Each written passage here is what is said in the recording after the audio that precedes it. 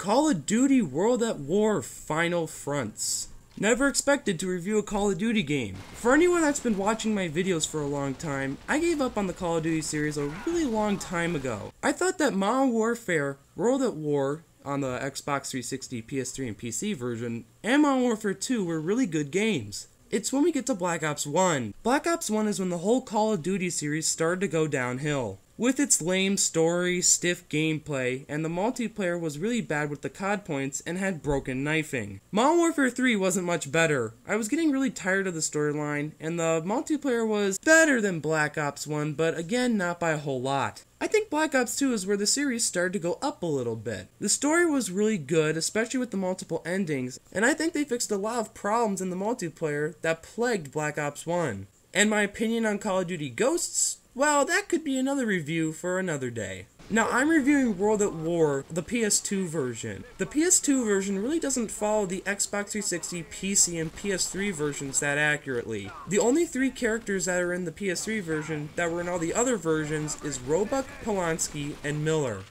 Polanski is even more annoying in this version than he is in the other versions. He not only complains about everything, but to make him even more annoying, he makes wisecracks about almost everything. Sergeant, just heard the 8th on the radio. Their guys have located the enemy HQ up ahead. What, we gotta go bail out the 8th now? Who next, my mother in Queens?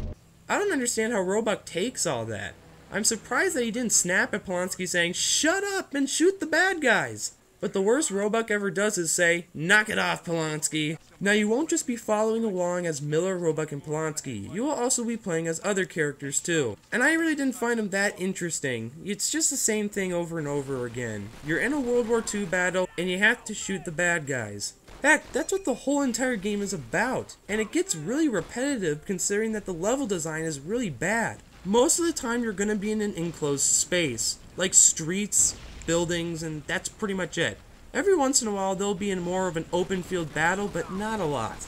The graphics look bad. Seriously, some of the Medal of Honor games look better than this, and those were the early 2000s. This game came out in 2008. There's no reason why the graphics in this game should look like the graphics in Call of Duty 2 Big Red One. Now, the gameplay in this game is the same as every other Call of Duty game. You get a gun, run into an area, shoot a bunch of enemies, leave that area, go back into another area, and rinse and repeat. There's really no big variation of gameplay in this game besides the tank level. I was pretty disappointed by this, because in the original version, there was a mission where you went around stealthily and sniped people.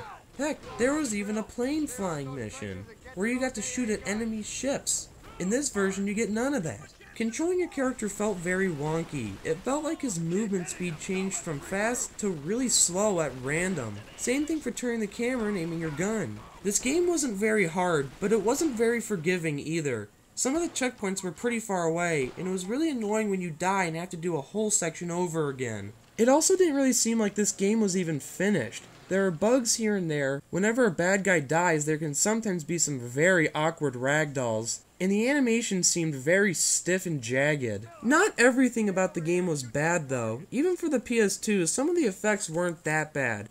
And besides the good old Call of Duty shoot-'em-up old-fashioned fun, some of the songs from the soundtrack of the other versions were here on this one, which was pretty nice.